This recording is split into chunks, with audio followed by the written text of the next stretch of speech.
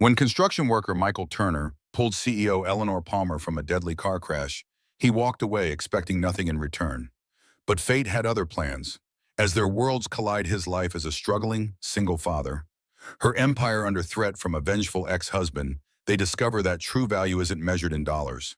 When sabotage threatens lives and a child's innocent wisdom bridges their divided worlds, both must decide what truly matters. A story of redemption, unexpected connection, and the courage to rebuild shattered foundations. Sometimes the strongest structures are built from broken pieces.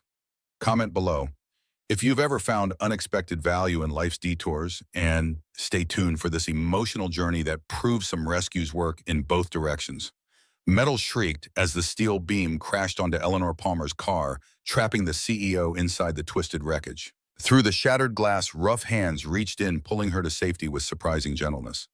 Her vision blurred from the impact, but she caught glimpses of her rescuer, a construction worker in worn jeans and a navy work shirt, his face etched with concern rather than fear.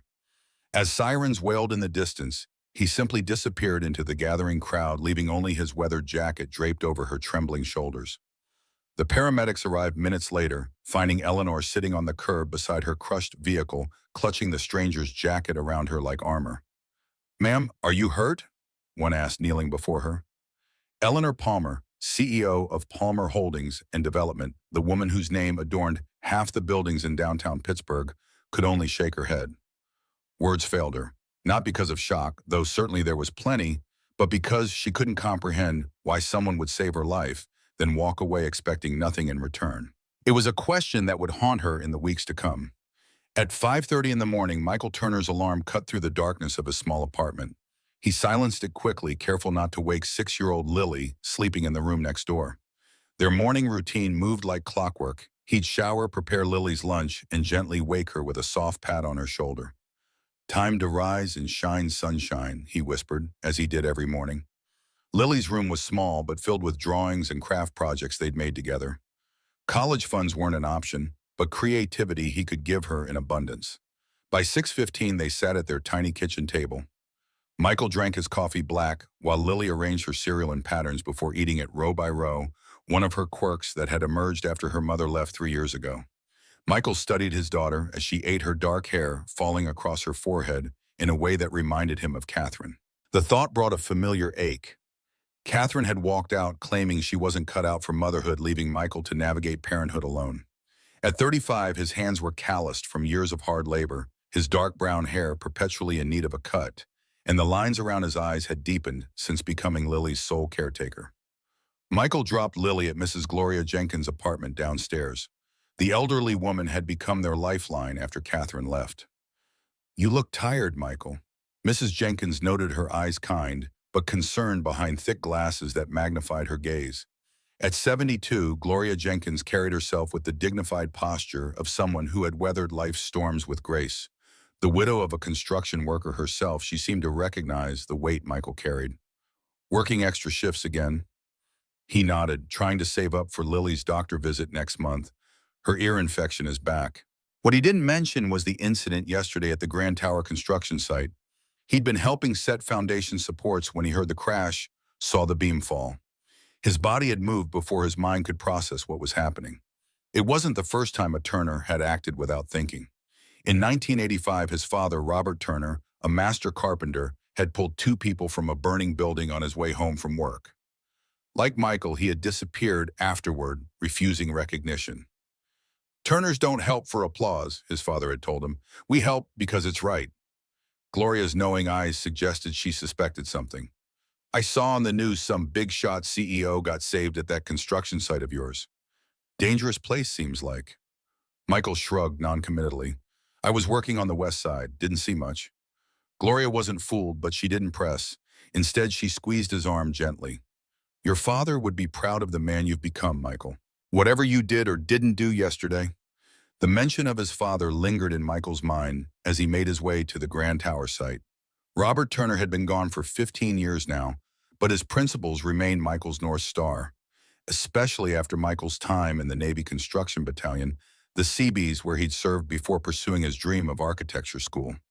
The discipline and technical skills had served him well, even if the dream itself had been deferred. Eleanor Palmer sat rigidly in her office chair, her tailored suit hiding the bruises from yesterday's accident. At 42, she had built Palmer Holdings from a small consulting firm into a real estate development powerhouse. The view from her 30th floor office showcased three Palmer buildings cutting through the Pittsburgh skyline, with the newest Grand Tower still under construction. The tower represented not just wealth, but her vision of creating spaces where commerce and culture could coexist. Ms. Palmer, the board is concerned about your insistence on returning to work so soon after the accident, her assistant Robert Collins said as he placed a stack of contracts on her desk. At 58, Robert had been with the company almost from the beginning, one of the few who had stood by her through the bitter divorce and corporate battle with Richard. The board can direct their concerns to the quarterly profit margins I've delivered, she replied. What's the status on identifying the construction worker who assisted yesterday? Robert shifted uncomfortably. Security footage was limited due to the construction barriers. HR is reviewing employee records from the site, but without a clear description. Eleanor finally looked up, her green eyes sharp. I need a name, Robert. That man saved my life. Palmer Holdings rewards excellence, and what he did was beyond excellent. What she didn't say was how the incident had shaken her. For 8 years since divorcing Richard, she had built walls around herself, literal skyscrapers and figurative barriers that kept everyone at a professional distance. Yesterday, a stranger had broken through both with nothing but his bare hands and immediate concern for another human being. She also didn't mention the missing bracelet, a delicate gold chain with a small emerald that had belonged to her grandmother. It was the only thing she had left from a childhood where material possessions were scarce, but love abundant. Her father, a mechanic who had worked 6 days a week to put her through college, had given it to her when she graduated from the University of Pennsylvania. To remember where you came from, he'd said. The bracelet had been on her wrist during the accident. Now it was gone, another loss among many. I want interviews with every worker from that site, she instructed. Discreetly frame it as a general safety review. After Robert left, Eleanor turned to the window, her reflection ghost-like against the cityscape beyond. The woman staring back at her looked polished, successful, untouchable. But yesterday had proven just how fragile the human body could be, how quickly control could be wrenched away. She wondered what her father would think of her now. James Palmer had been a man who judged people by their character, not their bank accounts. He'd spent 40 years at the same auto shop, taking pride in honest work done well. Eleanor had inherited his work ethic, but somewhere along the way had perhaps lost sight of his values. The thought was uncomfortable. Eleanor Palmer didn't do uncomfortable. She solved problems, created solutions, moved forward. Sentimentality was a luxury she had abandoned long ago, along with a small apartment above her father's garage, where she'd spent hours sketching building designs on the back of old receipts. Turning from the window, she picked up the phone. Robert added a cash reward to the search, $20,000 for information leading to identification. If she couldn't appeal to humanity, perhaps capitalism would deliver better results. The foreman, Mike Russo, caught Michael as he checked in at the site. Turner, you're on the 10th floor today, and try to keep your head out of the clouds. We need those supports finished by noon.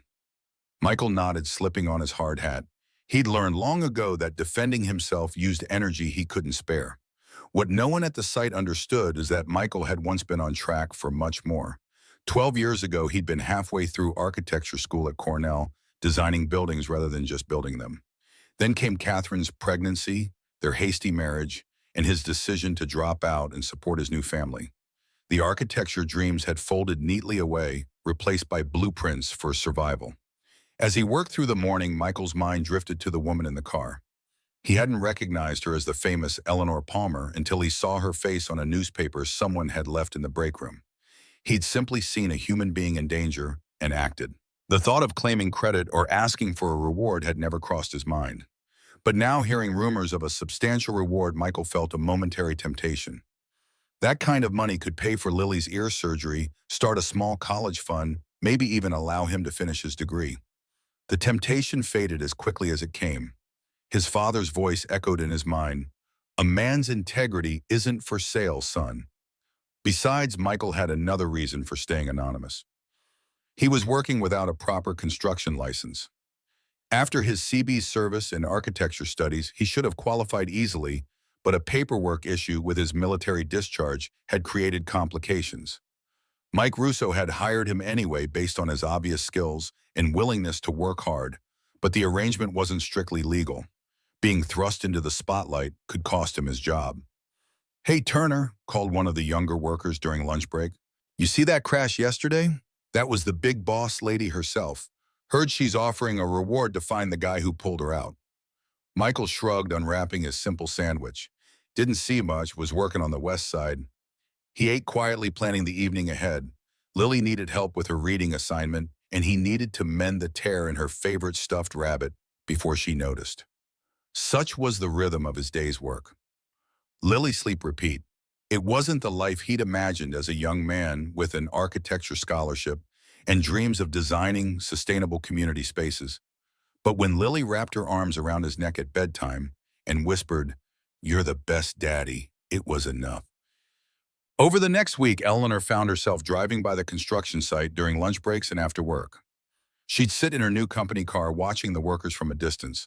None moved like the man she remembered, with that quiet sureness, that total focus. She tried other approaches, an anonymous employee appreciation event where she could observe the workers up close, a surprise inspection that allowed her to see their faces. She even authorized a generous safety bonus to all site employees, hoping her rescuer might reveal himself when claiming it. Nothing worked.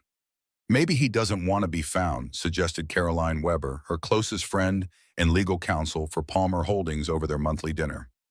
"That's absurd," Eleanor countered. "Do you know what I could do for this person? Job advancement, education opportunities, financial security?" "Maybe he doesn't want what you're offering," Caroline said gently. "Not everyone measures life by the same metrics, Elle." The comment stung because it exposed something Eleanor rarely admitted: her tendency to believe every problem could be solved with the right resource allocation. It was how she'd built her company, her reputation, and her life after Richard had left her for his 24-year-old assistant, claiming Eleanor was too focused on success to remember how to love. "This isn't about metrics," Eleanor insisted, though the words sounded hollow even to her own ears. "It's about gratitude, about fairness." Carolyn's skeptical expression said everything. Later that night, Eleanor stood on her penthouse balcony, the lights of Pittsburgh spread before her like a constellation. She'd grown up in one of the city's working-class neighborhoods, where her father had repaired cars for people who counted every dollar. Now she lived in the sky, surrounded by luxury, but disconnected from the ground. The realization was unsettling. Eleanor Palmer didn't do unsettled. She did solutions. Saturday morning found Michael at Riverside Park sitting on a bench while Lily conquered the jungle gym. These weekend outings were sacred to him. No work, no distractions, just time with his daughter. "Daddy, watch this," Lily called, hanging upside down from a bar, her dark braids dangling. "I see you, monkey," he called back, giving her a thumbs up. "Be careful." He was so focused on Lily that he didn't notice the woman approaching until she spoke. "She's fearless." Michael turned to find Eleanor Palmer standing beside his bench, dressed in casual closed jeans and a simple blouse so unlike her office attire that he almost didn't recognize her.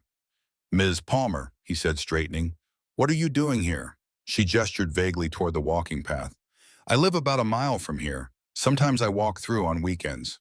Michael nodded but said nothing more, turning his attention back to Lily, who was now attempting to cross the monkey bars. Eleanor hesitated, then sat on the far end of the bench. "It's a beautiful park," she offered. "I don't come often enough." Michael glanced at her but remained silent. His mind raced. Did she recognize him from the accident? Was this a coincidence, or had she somehow tracked him down?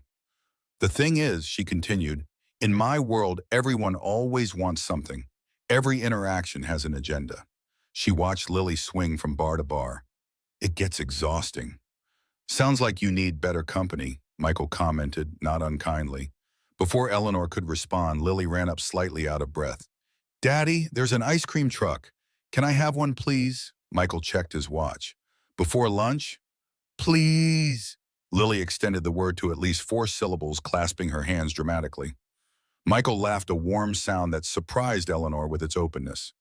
"Okay, sunshine, just a small one."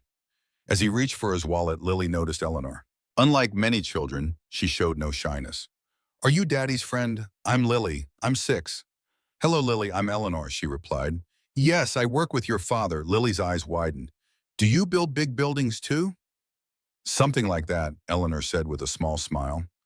Michael handed Lily a few dollars. The truck's by the fountain. Get me a strawberry popsicle if they have one. Okay.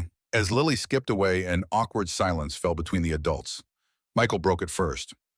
I don't actually work with you. Not directly, anyway. I know, Eleanor said. You work at the Grand Tower site. Something in her tone made Michael tense. Did you need something from me, Miss Palmer? Eleanor, please. She watched Lily carefully selecting her ice cream. She's wonderful. She's everything, Michael said simply. Lily returned balancing 3 frozen treats. I got you a strawberry one, Daddy. And I got a vanilla cone for your friend, because everyone likes vanilla, right? Before either adult could react, Lily had thrust the cone toward Eleanor, her expression expectant. That's very thoughtful, Lily, Eleanor said carefully, accepting the rapidly melting ice cream. Thank you. They sat eating their frozen treats, Lily chattering about school, her best friend Zoe, and how she was going to build a rocket ship out of cardboard boxes. Eleanor found herself smiling, genuinely caught up in the child's enthusiasm. What do you do? Lily eventually asked Eleanor, vanilla ice cream smudged on her cheek.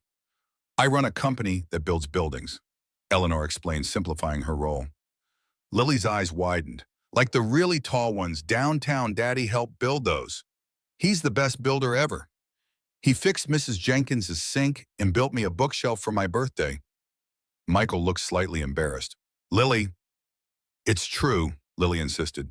Daddy can fix anything, except maybe Mommy. But he says some things stay broken, and that's okay. An uncomfortable silence fell. Michael gently wiped Lily's cheek with a napkin. Sunshine, why don't you try the swings for a bit? Not too high. Once Lily was out of earshot, Michael sighed. Sorry about that. Kids have no filter. No, it's refreshing, Eleanor said truthfully. In my world, everyone has an agenda. Carefully filtered words. She watched Lily pumping her legs on the swing. She's lucky to have you. I'm the lucky one, Michael replied, his eyes following his daughter. As they prepared to leave the park, Lily turned to Eleanor. Will you come next Saturday? We're bringing a kite if it's windy. Eleanor hesitated, looking at Michael. He gave a small nod. I'd like that, Lily, she said. As she walked back to her apartment, Eleanor realized something startling. The persistent knot of tension she carried between her shoulders had loosened just a fraction. For 2 hours, she had thought about nothing except ice cream, sunshine, and the simple joy of a child who saw the world as fundamentally good. 3 weeks after the accident, Eleanor's security team finally made the connection. An employee badge access record showed one worker, Michael Turner, missing from his station for exactly 22 minutes during the time of the accident. Single father, 6 years on site, no disciplinary issues, Robert reported, placing the file on Eleanor's desk. Lives in the Riverside apartments with his daughter. Eleanor opened the file to find a standard employee photo. Michael Turner looked directly at the camera, no smile, no frown, just clear eyes and a face that had weathered more than its share of challenges, a face she now recognized from the park. Eleanor felt a strange mixture of triumph and unease. She had found her rescuer, but their park encounters took on a new dimension. Had he known who she was all along? Was he avoiding the reward for some reason? Most puzzling of all, why did the thought of revealing what she knew fill her with such trepidation? Michael was clearing dinner dishes when a knock came at the apartment door. Lily, already in pajamas, looked up from her coloring book. Is that Mrs. Jenkins? Probably, Michael said, though Gloria rarely visited after 7. Keep coloring, Sunshine, I'll check. Opening the door revealed not Mrs. Jenkins but Eleanor Palmer, wearing a simple dress that somehow looked more expensive than his entire apartment's contents. Ms. Palmer, he said, surprise evident in his voice. This is unexpected. I'm sorry to intrude, she said. May I come in for a moment? Michael hesitated, then stepped aside. Eleanor entered, taking in the small but tidy apartment. Books lined the walls, many on architecture and design, while Lily's artwork decorated every available surface.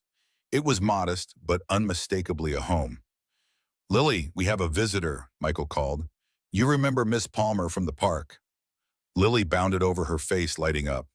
Eleanor, did you come to see my rocket ship? I finished it. I'd love to see it, Eleanor said with genuine warmth. While Lily retrieved her cardboard creation, Michael turned to Eleanor. What brings you here? I've been looking for you, she said simply, or rather for the man who pulled me from my car 3 weeks ago. Michael's expression remained neutral, but a muscle tightened in his jaw. You found him, I take it. I believe I have. Their eyes met in silent acknowledgement. Why didn't you come forward? Before Michael could answer, Lily returned with her rocket, an impressive construction of cardboard tinfoil and liberal amounts of glitter. This is mission control, Lily explained, pointing to a panel of buttons drawn with meticulous care. And this is where the astronauts sleep. It's extraordinary, Eleanor said, kneeling to examine the details. You've thought of everything. Daddy helped with the cutting, Lily admitted, but I did all the designing. She has an architect's eye, Eleanor observed. Like father, like daughter, Michael said softly. Eleanor looked up sharply, but Michael's attention was on Lily. Time for bed, sunshine. Go brush your teeth and I'll be in to read a story in 5 minutes. Once Lily had disappeared into the bathroom, Eleanor stood smoothing her dress. You were in architecture school. It wasn't a question. Michael knew she'd been investigating him. Cornell, he confirmed, a lifetime ago. What happened? Michael's expression closed. Life happened, Ms. Palmer. Now, if you've satisfied your curiosity about who pulled you from that car, I have a bedtime story to read. I came to thank you, Eleanor said, and to offer you something in return. I don't want a reward. Not money, Eleanor clarified. A real one using your skills and experience. Palmer Holdings needs people who can both design and understand construction. Michael's laugh held no humor. So now you're saving me, the rich CEO rescuing the poor construction worker? The words landed like slaps. Eleanor stiffened. That's not, isn't it? Michael challenged quietly. You investigate me, come to my home unannounced, and offer to elevate me from my humble existence. Did you ever consider I might be content with my life?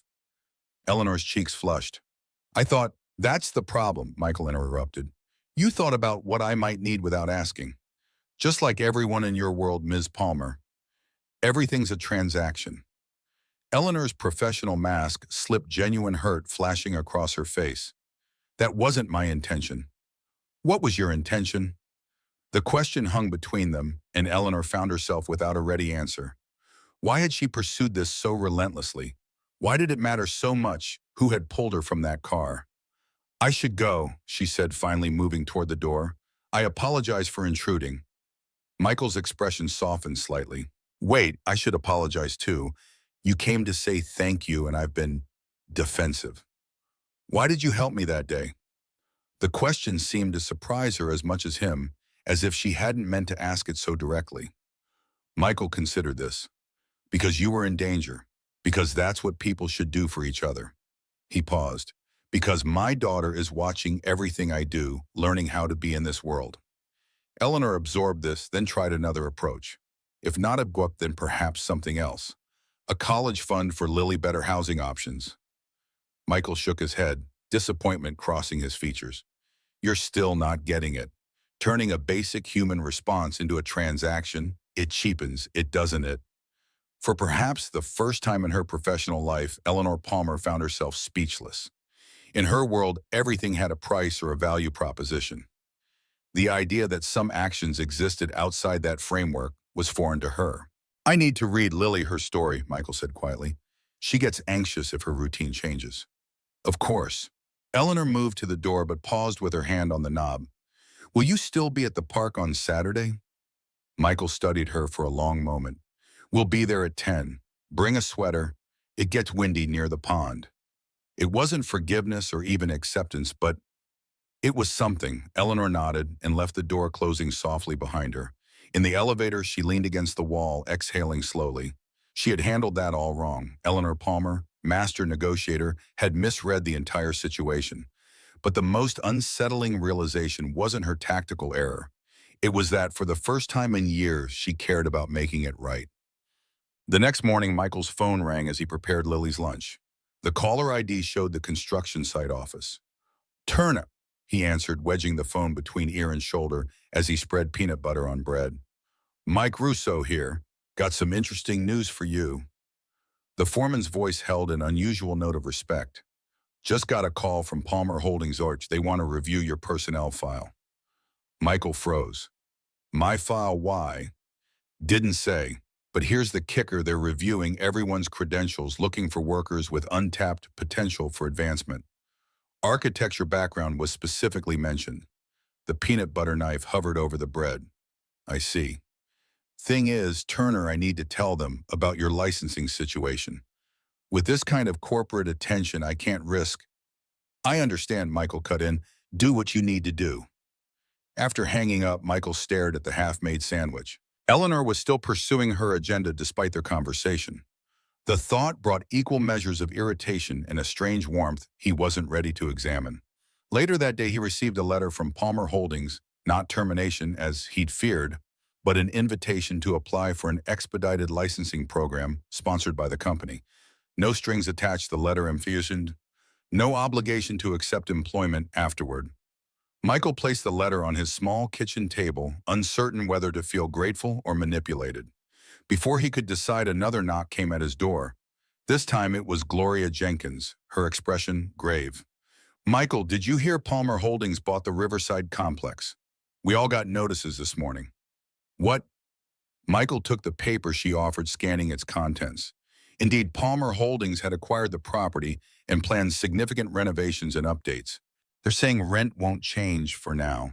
Gloria continued, her voice wavering slightly. But you know how these things go. First comes renovation, then comes market rate adjustments. Michael thought of his neighbors, mostly seniors, on fixed incomes, working families, stretching every dollar.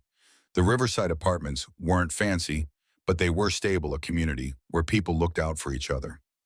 Don't worry, Gloria, he assured her, though uncertainty gnawed at him. I'll find out what's happening. After Gloria left, Michael paced the small apartment, pieces falling into place. Eleanor's visit, the job opportunity, now this purchase, they weren't coincidences. They were moves in a game whose rules he didn't understand. His phone pinged with a text message from an unknown number. Saturday, 10 a.m. I'll bring coffee. We should talk. Eleanor. Michael stared at the message, emotions warring within him. Part of him wanted to delete it, to shield himself and Lily from whatever complicated web Eleanor Palmer was weaving. But another part, the part that still dreamed of designing spaces that changed lives, was curious. What exactly did Eleanor Palmer want from him? The answer, when it came, would change everything.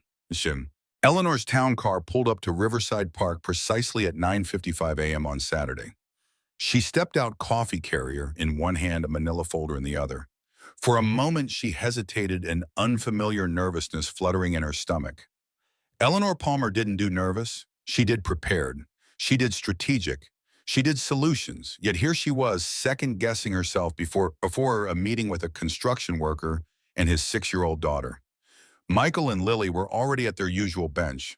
Lily spotted her first, waving enthusiastically.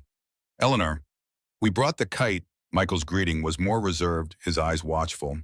Good morning. I brought coffee, Eleanor said, offering the carrier, and hot chocolate for Lily. With marshmallows, Lily asked hopefully. Extra marshmallows, Eleanor confirmed, earning a delighted smile.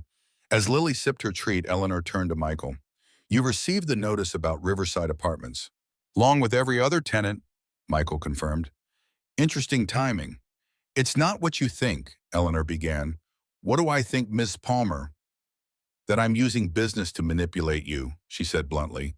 That I'm trying to buy your friendship or gratitude. Michael raised an eyebrow but didn't deny it. Eleanor took a deep breath. The Riverside acquisition was in progress before I knew you lived there. It's part of our affordable housing initiative. She opened the manila folder, revealing architectural renderings. We're renovating the building, yes, but maintaining it as mixed-income housing. Current tenants will have guaranteed units at their current rates. Michael took the renderings, his professional eye automatically assessing the designs. They were good, thoughtful improvements to the aging structure without sacrificing its character. And my licensing situation, he asked. The expedited program. An opportunity, not an obligation, Eleanor said. You have talent, Michael.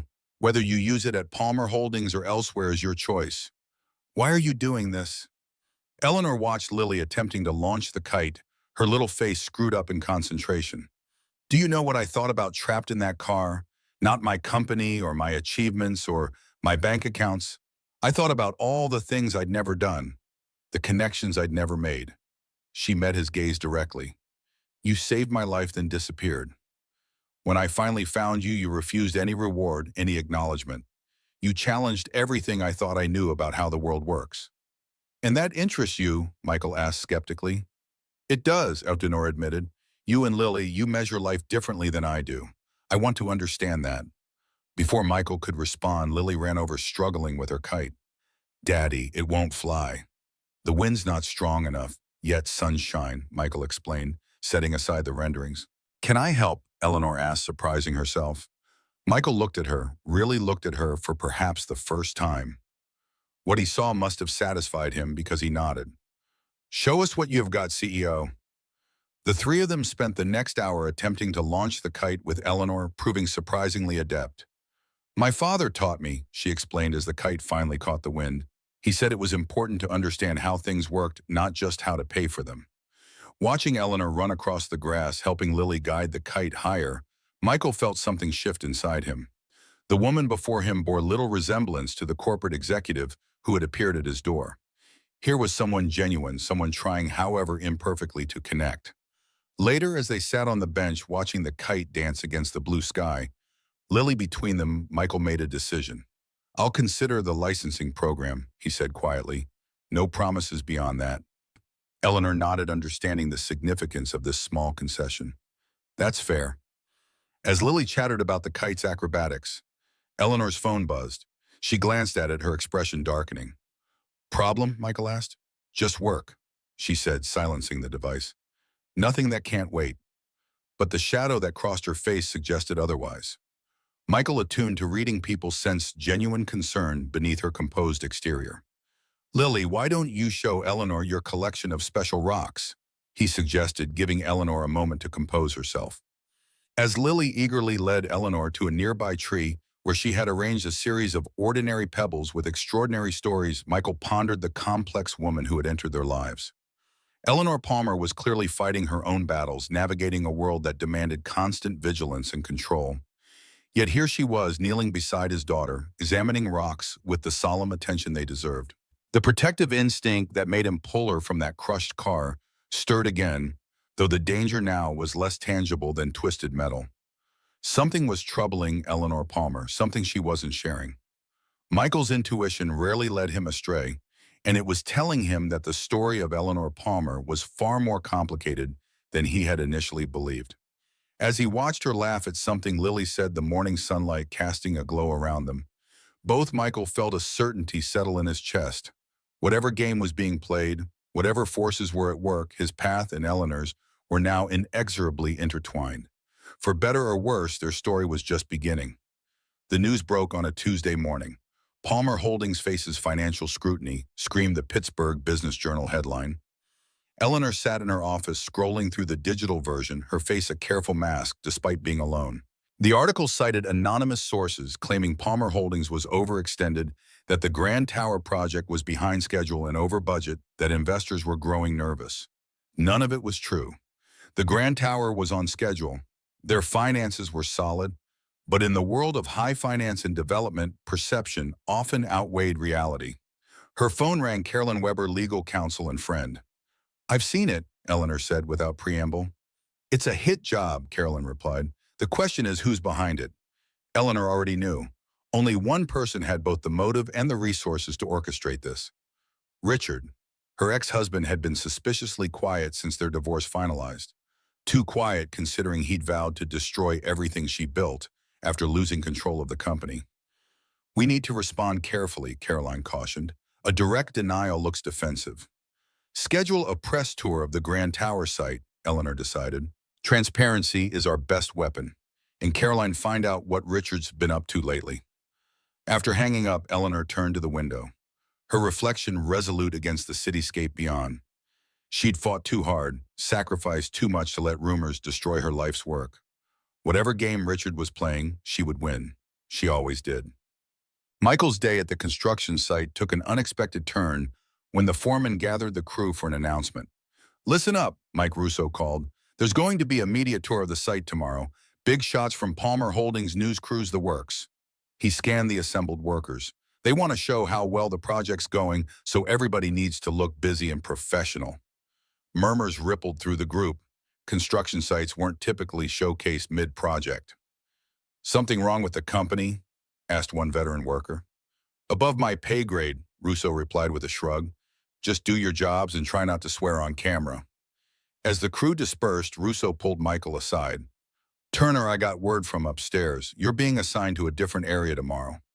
Michael frowned. "Why, don't know." Orders came straight from the top. The implications were clear.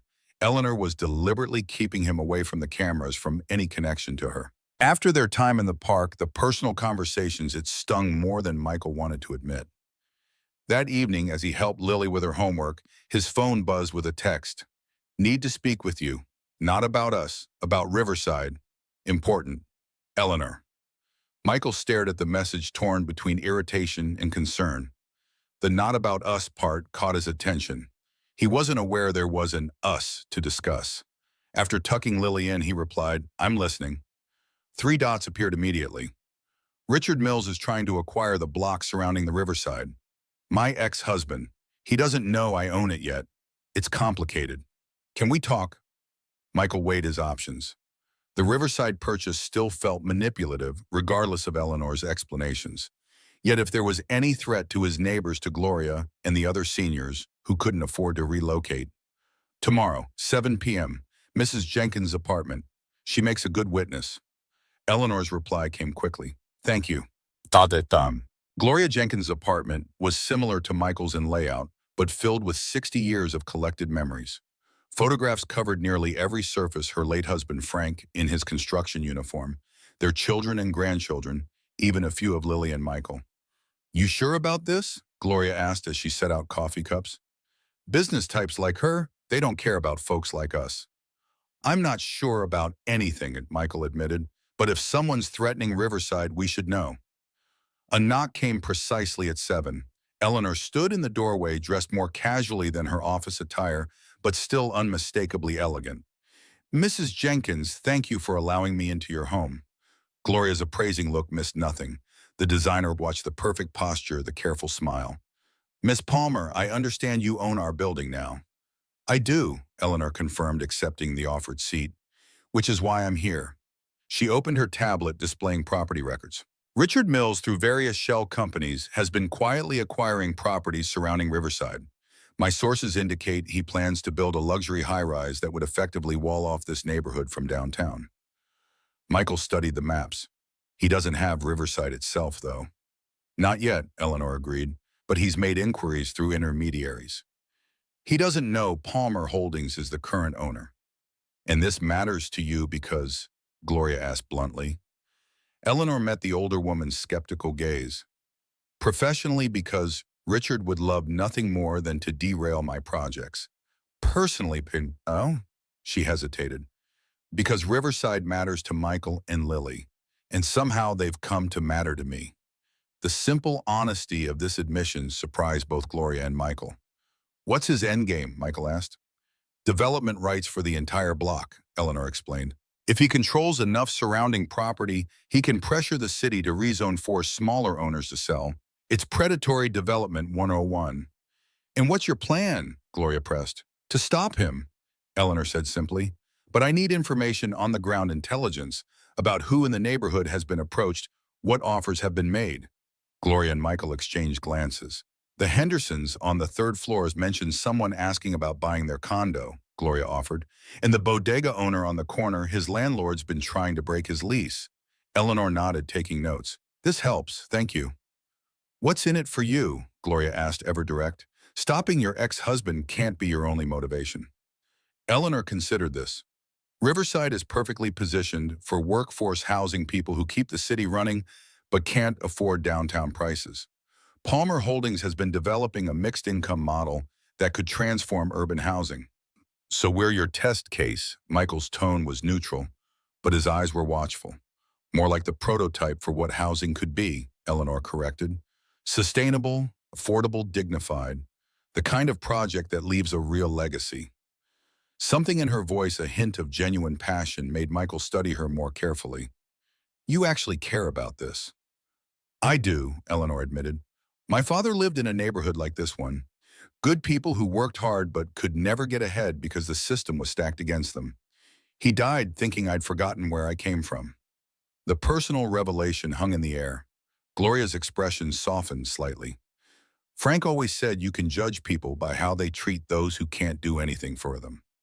Your husband sounds like a wise man, Eleanor said. He was. Gloria rose, retrieving a photo album. 40 years in construction helped build half of downtown. As Gloria showed Eleanor photographs, Michael observed their interaction. Eleanor asked thoughtful questions showing genuine interest in Frank's career and Gloria's life. It wasn't the calculated charm of a businesswoman. It was something more authentic. When Gloria mentioned her arthritis making it difficult to visit her grandchildren in Cleveland, Eleanor didn't offer platitudes. Instead, she asked practical questions about transportation options and accessibility needs. Problem-solving was clearly her default mode. Later, as Eleanor prepared to leave, she turned to Michael. I need to ask you something else. It's about the Grand Tower project. The media tour, Michael guessed. Eleanor nodded. There are rumors being spread, false ones, about the project's viability. I need to demonstrate our progress, but you can't risk me being recognized as the man who pulled you from the car, Michael finished. Might raise uncomfortable questions about why you're so interested in a construction worker. I'm sorry, Eleanor said, and she genuinely looked it. It's not that I'm embarrassed, it's just complicated, Michael supplied. I understand business optics, Eleanor. You don't need to explain. Relief flashed across her face. Thank you. After she left, Gloria fixed Michael with a knowing look. That woman's fighting battles you don't even see, Michael. What do you mean? I mean she didn't get where she is by playing nice with the boys' club. And that ex-husband of hers sounds like a real piece of work. Gloria patted his arm. Just be careful. Rich folks' problems have a way of becoming everybody's problems. Noam. The media tour went smoothly. Eleanor led reporters through the Grand Tower site, confidently addressing questions about timelines and finances. Stock prices stabilized. The rumors for now were contained. What the cameras didn't capture was Eleanor's exhaustion afterward. Back in her office, she slumped in her chair, the professional mask slipping. You handled that perfectly, Robert said, bringing her a cup of tea. The board is pleased. Richard won't stop here, Eleanor warned. This was just the opening move. Robert nodded gravely. Caroline found something.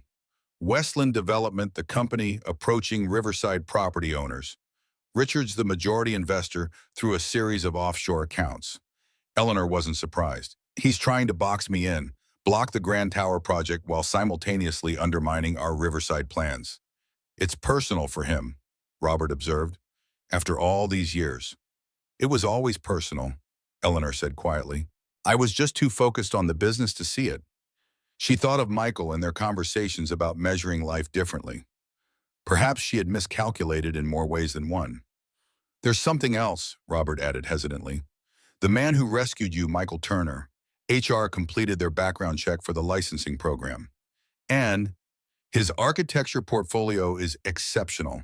Cornell professors still reference his work, but there's an issue with his military discharge, a paperwork error that's prevented him from getting proper licensing. Eleanor frowned. What kind of error? Administrative, nothing dishonorable, but it's created a bureaucratic nightmare that's followed him for years. Another piece of the Michael Turner puzzle clicked into place.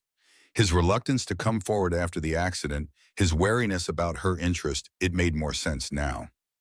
Fix it, Eleanor instructed, quietly, respectfully. Don't make him feel like a charity case. Robert nodded. Already in progress. After he left, Eleanor turned to the window, watching darkness fall over the city. She thought about Michael, his principles, his dedication to Lily, his quiet dignity, despite circumstances that would embitter many.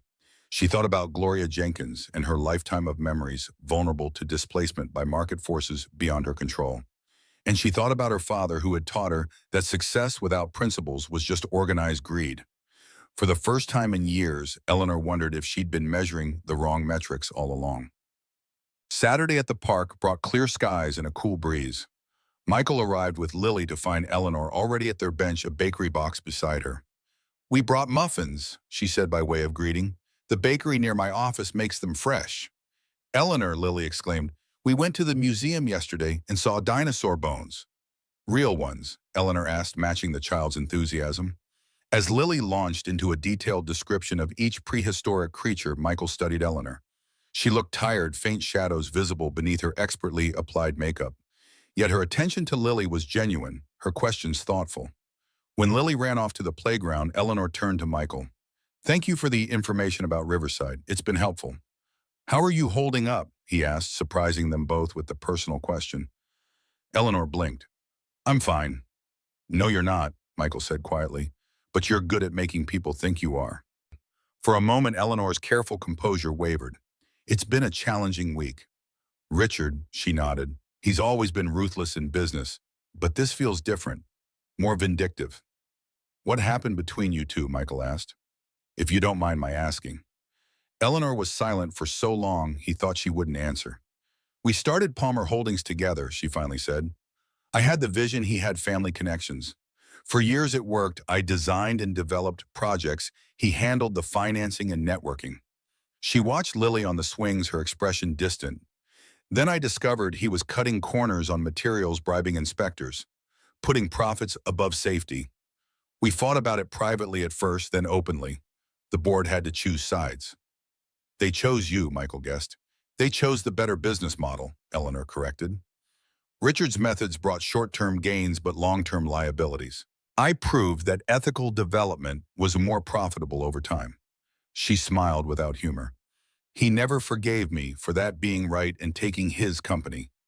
The divorce was just collateral damage." Michael absorbed this. "And now he's back targeting your projects." "And the people connected to them," Eleanor confirmed, "which now includes Riverside, includes you and Lily." The protective concern in her voice was unmistakable. Michael felt something shift between them, a new understanding taking shape. "We can take care of ourselves," he assured her. "We always have." "I know you can," Eleanor said, "but maybe you shouldn't have to, not alone." Before Michael could respond, Lily called from the playground. "Daddy, Eleanor, watch me go down the big slide." They both turned to wave, momentarily united in their focus on the child. It was, Michael realized, the most natural they'd felt together, this shared attention to someone who needed them both. "I have your licensing paperwork," Eleanor said quietly. "The military discharge issue has been resolved. You can apply for full credentials whenever you're ready." Michael stiffened. "I didn't ask you to do that." "You didn't have to," Eleanor replied. "It was a bureaucratic error that should have been fixed years ago. All it took was the right contacts at the Veterans Administration. And Palmer Holdings just happens to have those contacts." "I have those contacts," Eleanor corrected. "My father served. I support veterans organizations." Michael wanted to be angry, to accuse her of overstepping, of trying to buy his gratitude. But the simple logic of her actions defied easy dismissal. She had seen a problem she could fix and fixed it without fanfare or expectation. "Thank you," he said finally. "That's been hanging over me for a long time." Eleanor nodded, accepting his gratitude without elaboration. It was perhaps the first completely uncomplicated exchange they'd shared. The moment was interrupted by Michael's phone. The screen showed Gloria's name. "Excuse me," he said, answering. "Gloria, what's wrong?" Eleanor watched his expression darken as he listened. "I'll be right there," he said, finally ending the call. "What's happened?" she asked. "Someone broke into Gloria's apartment while she was out," Michael explained, already rising. "Nothing valuable was taken, but her place was searched. She's pretty shaken up." "Let me come with you," Eleanor offered. Michael hesitated, then nodded. "Lily," he called, "we need to go see Mrs. Jenkins. Something's happened at her apartment." Gloria Jenkins sat rigidly on her sofa, her hands clasped tightly in her lap. Two uniformed police officers stood nearby, looking simultaneously sympathetic and bored, clearly categorizing this as a minor break-in in a neighborhood where such things happened. "Nothing seems to be missing, ma'am," one officer was saying as Michael, Eleanor, and Lily entered. "Probably kids looking for parts or electronics." Gloria's relief at seeing them was palpable. "Michael, thank goodness. Are you okay?" he asked immediately, sitting beside her. "Just rattled," she admitted. "They went through everything, closets, drawers, even Frank's old papers." Eleanor approached the officers, her posture subtly shifting into what Michael had mentally labeled her CEO stance, back straight, chin slightly raised, eyes direct. "Has forensics been called?" she asked. The officer blinked clearly, reassessing the situation based on Eleanor's appearance and tone. Ma'am, for a simple break-in with no major theft. This wasn't a simple break-in, Eleanor interrupted smoothly. Mrs. Jenkins is a resident in a building owned by Palmer Holdings. We have reason to believe this may be connected to a larger pattern of harassment related to real estate interests in this neighborhood. She produced a business card. I'd like forensics called immediately, and I'll need a copy of the full report. Palmer Holdings will cover any additional departmental costs. The officer's demeanor changed instantly. One stepped away to make a call while the other began a more thorough examination of the entry points. Michael shot Eleanor an impressed look. She shrugged, slightly a silent, "This is what I do" gesture. Lily, meanwhile, had appointed herself Gloria's personal comforter, showing her a small stuffed cat she'd brought along. "Mr. Whiskers makes me feel better when I'm scared," she explained solemnly. Gloria managed a smile. "Thank you, sweetheart. You. That helps." As forensics arrived and began their work, Eleanor drew Michael aside. "This wasn't random," she said quietly. "They were looking for something specific." "Property documents," Michael guessed. "Lease agreements." "Possibly."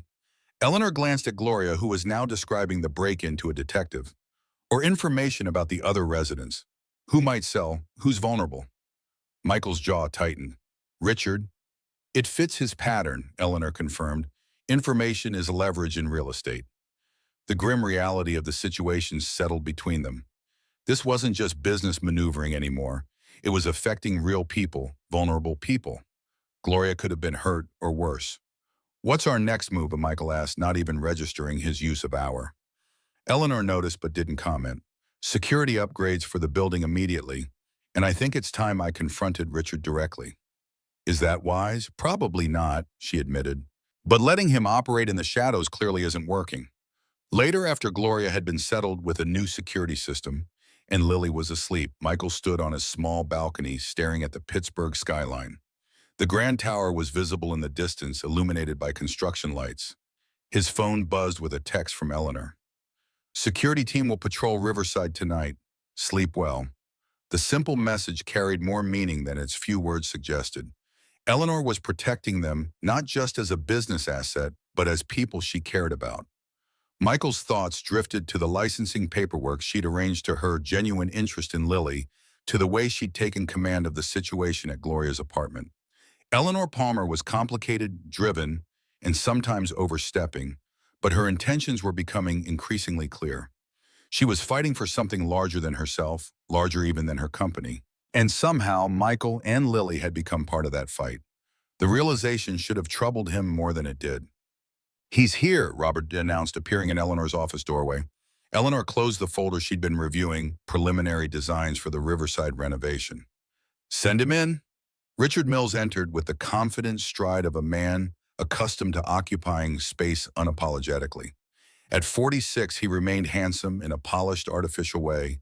Perfect teeth, perfect suit tailored to minimize his softening midsection. "Eleanor," he greeted her, his smile not reaching his eyes. "Still working in this glass cage, I see." "Richard," she replied evenly, "I appreciate you agreeing to meet." "How could I refuse? Your message sounded so urgent." He settled into a chair without waiting for an invitation. "Though I'm puzzled why you'd want to discuss Westland development with me. I'm merely an investor." "A controlling investor," Eleanor corrected, "through a labyrinth of shell companies that took my team 3 days to unravel." Richard's smile tightened. "Always the thorough one." "Let's dispense with the games," Eleanor said. "I know you're targeting the Riverside neighborhood. I know you've been approaching property owners, pressuring tenants, and now apparently resorting to break-ins."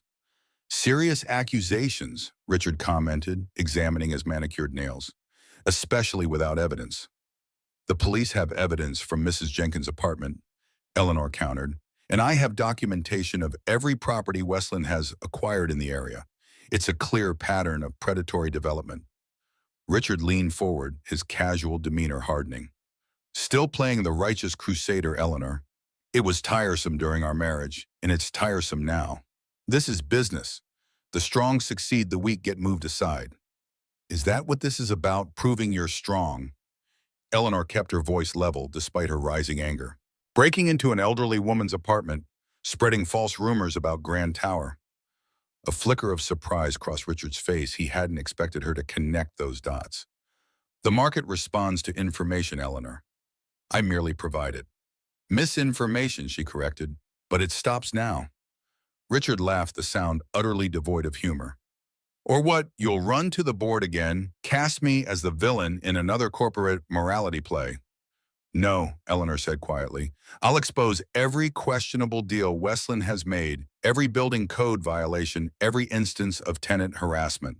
I have the documentation, Richard. I have the witnesses. His expression darkened. You're bluffing. Try me. Eleanor slid a folder across the desk. This is a sample. Page 3 might particularly interest your investors, the ones who don't know about your history of material substitution. Richard didn't touch the folder. You always were willing to burn everything down to get your way. No, Richard, I'm willing to fight for what matters.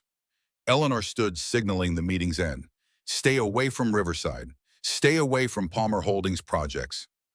Find another neighborhood to pillage. Richard rose slowly, buttoning his jacket with deliberate precision. You've changed, Eleanor. There was a time when you understood business is just business, nothing personal.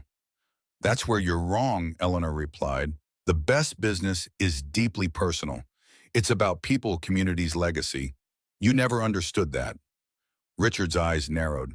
Your father really did a number on you with all that working-class hero nonsense. Look where it got him fixing other people's cars until the day he died. Eleanor's voice turned to ice. My father died with his integrity intact and people who genuinely mourned him. Will you be able to say the same? Something dark flashed across Richard's face, a glimpse of the rage he usually kept carefully contained. This isn't over, Eleanor. Not by a long shot.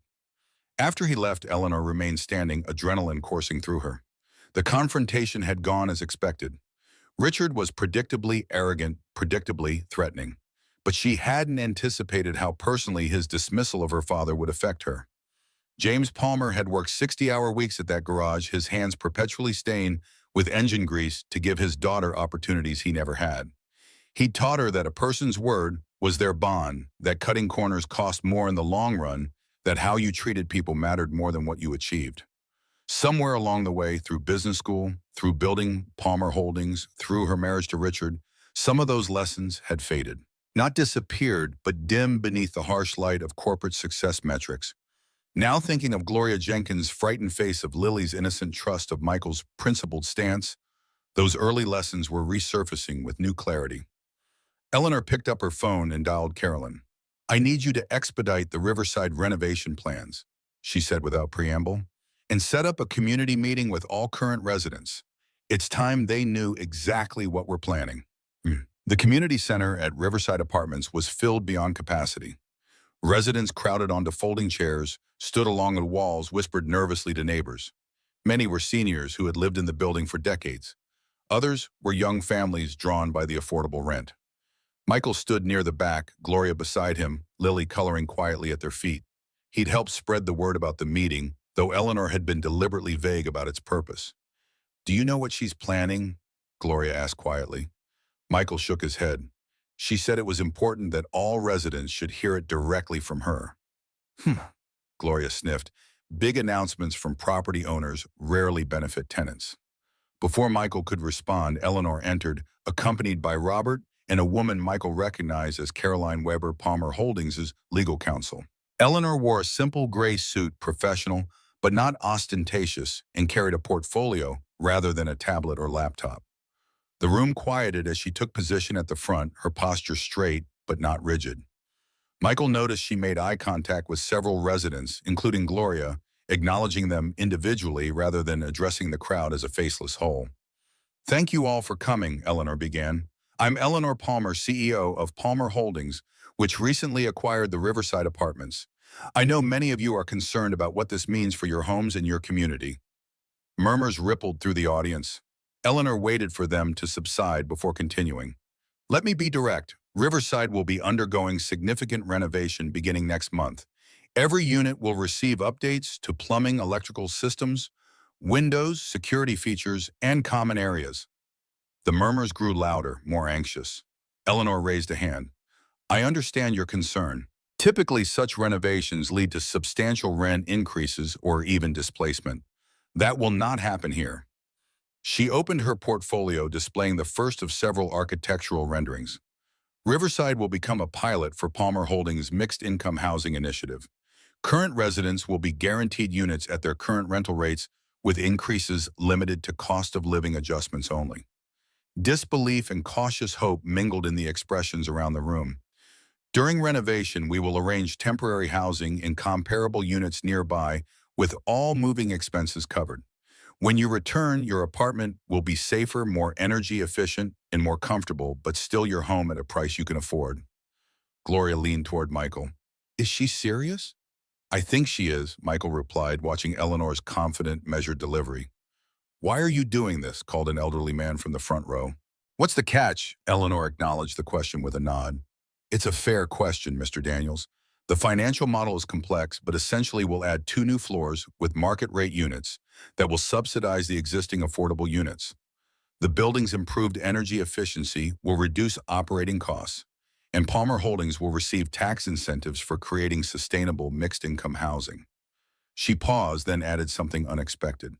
But the honest answer to why, because neighborhoods like Riverside are the backbone of this city, because mixed-income communities are healthier communities, and because it's the right thing to do. The simplicity of this last statement hung in the air, devoid of corporate jargon or platitudes. Eleanor continued outlining renovation timelines, temporary relocation procedures, and the community input process for design elements.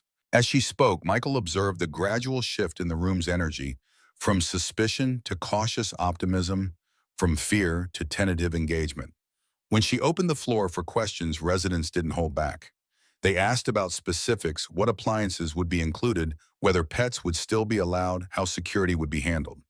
Eleanor answered each question directly, deferring to Robert or Caroline when necessary, but never dismissing concerns as trivial. Gloria raised her hand. What happens if this Westland development buys the surrounding buildings?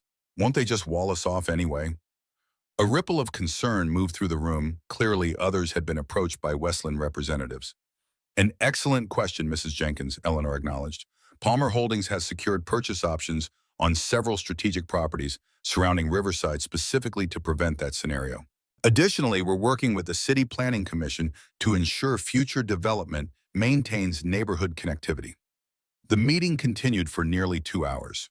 Throughout, Eleanor remained engaged, present, and surprisingly transparent about both the business and community aspects of the project.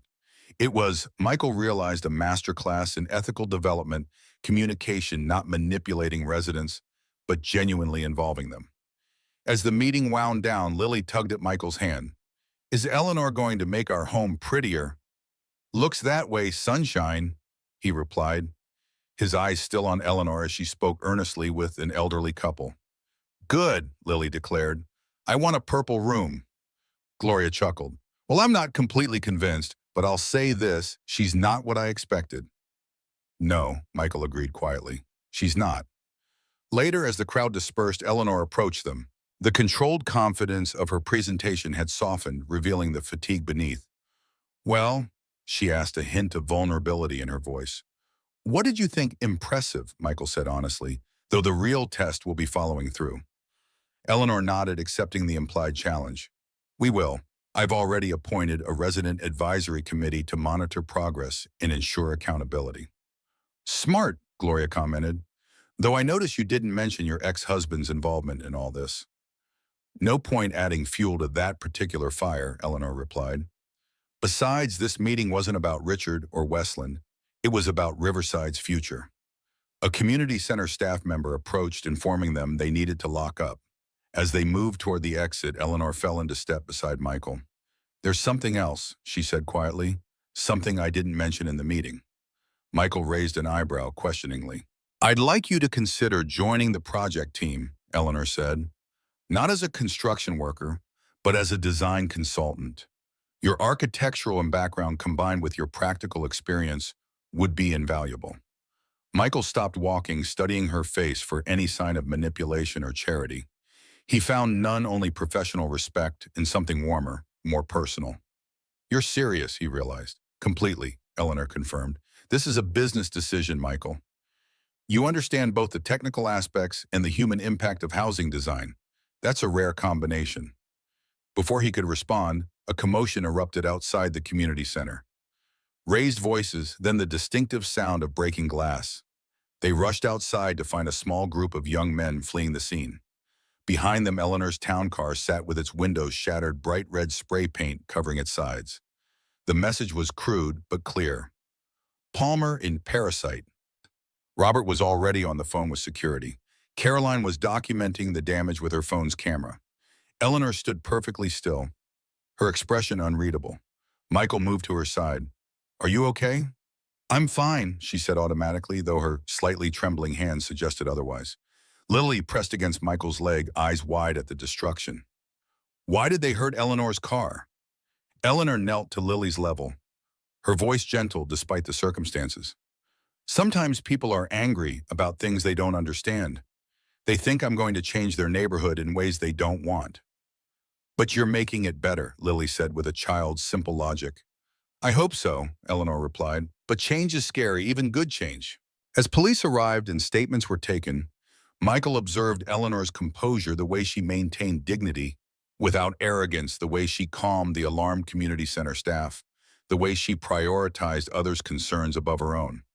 This wasn't the calculating CEO who had appeared at his door weeks ago. This was someone more complex, more human, someone who had taken significant business and personal risks to protect a community she had no obligation to care about. When Eleanor's replacement car arrived, she turned to Michael and Gloria. "I should go. There will be statements to prepare, security assessments to review." "Always working," Michael commented, not unkindly. "It's what I do," Eleanor replied with a small smile. "Though lately I'm remembering there are other things too."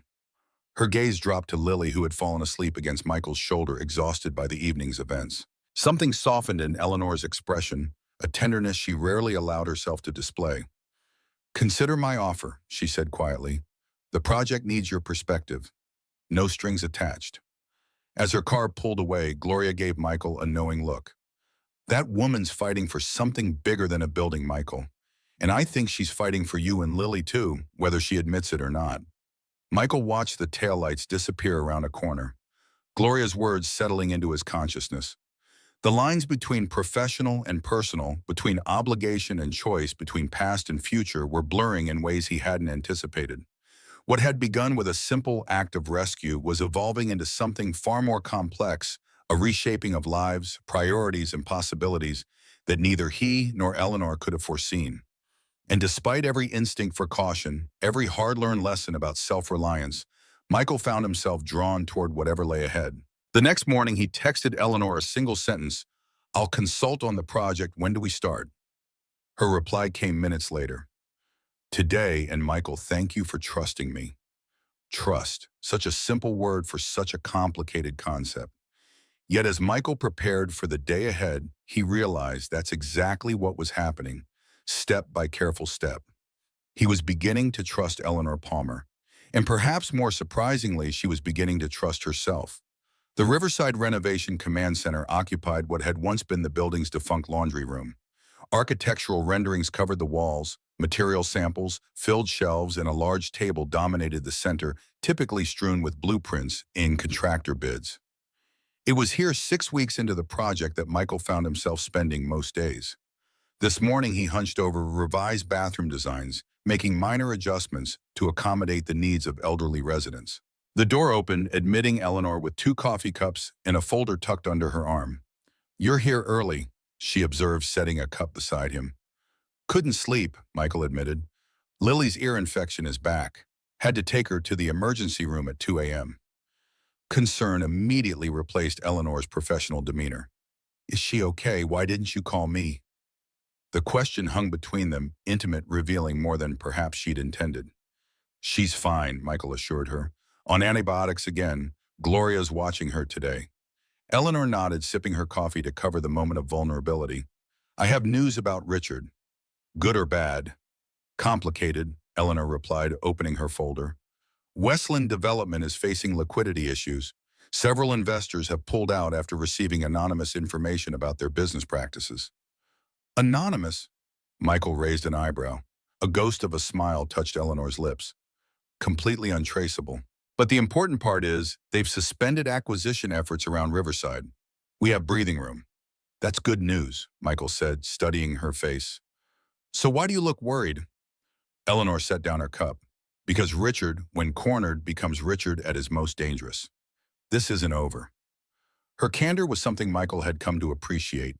In their weeks working together, Eleanor had gradually shed the corporate armor she wore in other settings, allowing him glimpses of the woman beneath, thoughtful, occasionally vulnerable, fiercely principled, in ways that surprised him.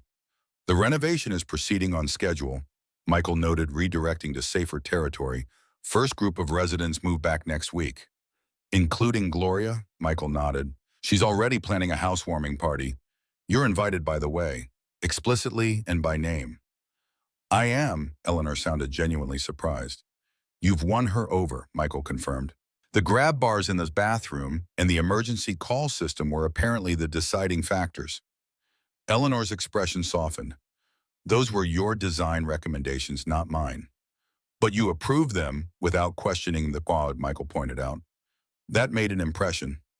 A comfortable silence settled between them as they reviewed the day's tasks. Their working relationship had developed an easy rhythm.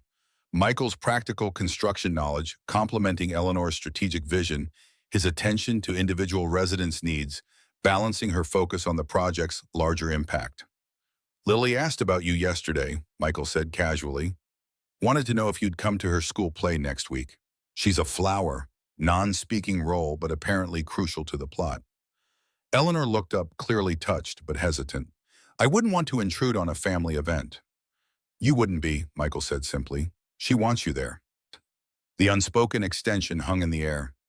And so do I. Before Eleanor could respond, her phone buzzed insistently. She glanced at it, her expression darkening. I need to take this. It's Caroline. She stepped outside, leaving Michael to wonder at the shift in her demeanor. Their cautious dance towards something more personal had become a pattern, moments of connection interrupted by the demands of Eleanor's world steps forward, followed by strategic retreats. When she returned minutes later, her CEO mask was firmly back in place. I need to go. There's a situation with the Grand Tower project. Serious, potentially, she acknowledged. A structural issue that wasn't in the original reports. The engineering team is investigating. Michael frowned. What kind of structural issue? They're not sure yet. Possibly substandard materials in the foundation supports. Eleanor gathered her things with efficient movements. I'll have Robert email you the preliminary reports. Leaner, Michael said, stopping her retreat. Be careful, this timing is suspicious. Their eyes met in shared understanding. Richard. Always, she promised, her professional veneer softening momentarily. And Michael, tell Lily I'd be honored to attend her theatrical debut. After she left, Michael returned to his designs, but his mind remained on Eleanor. In the weeks they'd worked together, he'd watched her navigate business crises, community concerns, and personal attacks with a grace that belied her reputation as a ruthless CEO. The woman who emerged was complex, driven, but compassionate, powerful, but increasingly willing to show vulnerability. The Grand Tower situation troubled him. Construction sites were dangerous enough without potential sabotage. And if Richard was involved, Michael reached for his phone, sending a brief text. Let me know if you need another set of eyes on those structural reports. Stay safe. Her reply came quickly. Will do. Don't worry about me. Focus on Lily and those bathroom designs. I need your best work, Turner. The use of his last name, a callback to their earliest interactions, made him smile despite his concern. Eleanor Palmer was many things, but never predictable. The Grand Tower site hummed with unusual tension. Engineers in hard hats clustered around exposed foundation elements, pointing and conferring in low voices. Construction had been temporarily halted, an expensive decision that Eleanor wouldn't have made without serious cause. She stood slightly apart, listening as the lead structural engineer explained the situation. The laboratory results confirm it, Ms. Palmer. The concrete mixture in these support pillars doesn't match specifications. It's been diluted, still technically within code, but well below what we ordered and paid for. Deliberately, Eleanor asked, though she already knew the answer. The pattern is too consistent for error, the engineer confirmed. Someone systematically reduced the strength of these specific support elements.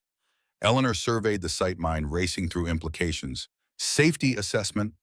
The structure isn't in immediate danger, but long-term integrity would be compromised. These supports need to be replaced before construction proceeds. Cost and timeline impact. 3 to 4 weeks minimum. As for cost, the engineer named a figure that made even Eleanor wince. Begin replacement immediately, she instructed. I want 24-hour security on the site, access restricted to essential personnel only, and daily material testing going forward. After the engineer departed, Robert approached.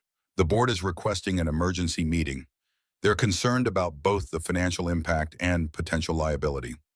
Schedule it for tomorrow morning, Eleanor replied. And Robert, bring the Westland development files. All of them. You think Richard is behind this? Robert asked quietly. I know he is, Eleanor said. The question is whether we can prove it and how many other surprises he's left for us to find. Later, alone in her office, Eleanor stared at financial projections that had suddenly become much more challenging. The Grand Tower's setback would strain resources already committed to the Riverside renovation. The board would pressure her to cut corners, perhaps even abandon the mixed-income housing model that had become increasingly important to her. Her phone buzzed with a text from Michael. Lily's play is at 4 p.m. Thursday. No pressure, but there's a flower costume involved that has to be seen to be believed. The simple message, so removed from corporate crises and vindictive ex-husbands, brought an unexpected smile to Eleanor's face. 6 months ago, her response to the current challenges would have been straightforward and work. Harder, sleep, less sacrifice, everything personal until the problem was solved. Now she found herself typing, wouldn't miss it, save me a seat. The Eleanor of a year ago wouldn't recognize the woman she was becoming, one who measured success in more than profit margins, in stock prices, who was learning that vulnerability wasn't weakness, but a different kind of strength. As she returned to the grim financial projections, Eleanor felt something she hadn't experienced in years.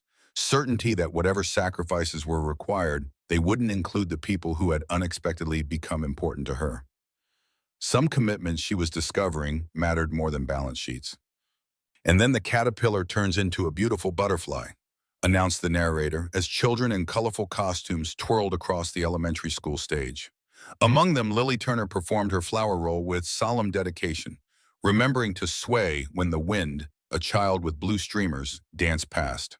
From his seat in the second row, Michael watched with the besotted pride unique to parents, recording every moment on his phone. Beside him sat Eleanor, equally attentive, though perhaps less familiar with the chaotic energy of children's theater. She had arrived precisely on time, having come directly from the board meeting, still in her business attire, but with her hair loosened from its usual severe style. She's wonderful, Eleanor whispered, as Lily delivered her one crucial action, opening her petals to welcome the butterfly. Michael nodded, too full of paternal pride for words. What he didn't say was how much Lily had talked about Eleanor coming, how carefully she had picked which flower to be. Daisies are friendly flowers. Daddy and I want Eleanor to feel welcome. How many times she had practiced her petal opening to get it just right. After the performance, parents and children mingled in the school cafeteria over punch and cookies. Lily ran to them, still in her flower costume, face flushed with excitement. Did you see me? Did you see when I opened my petals for the butterfly?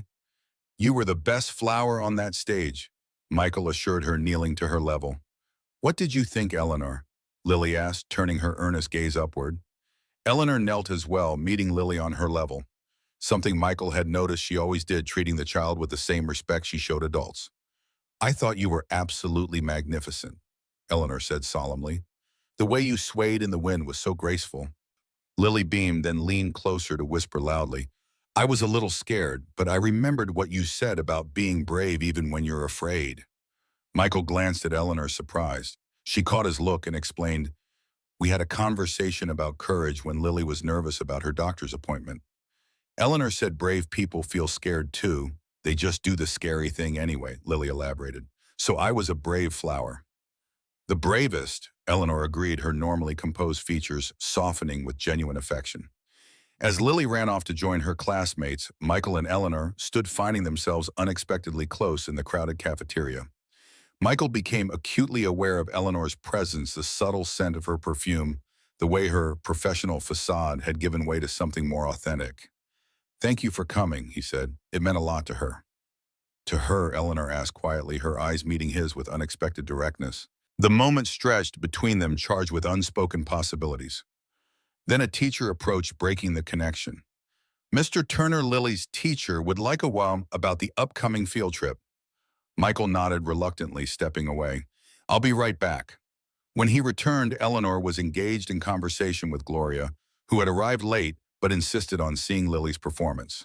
The two women presented a study in contrast, Gloria in her practical sweater and sensible shoes, Eleanor in her tailored suit and heels. Yet they spoke with the ease of mutual respect, if not quite friendship. Michael, Gloria greeted him. Eleanor was just telling me about the community garden being added to Riverside.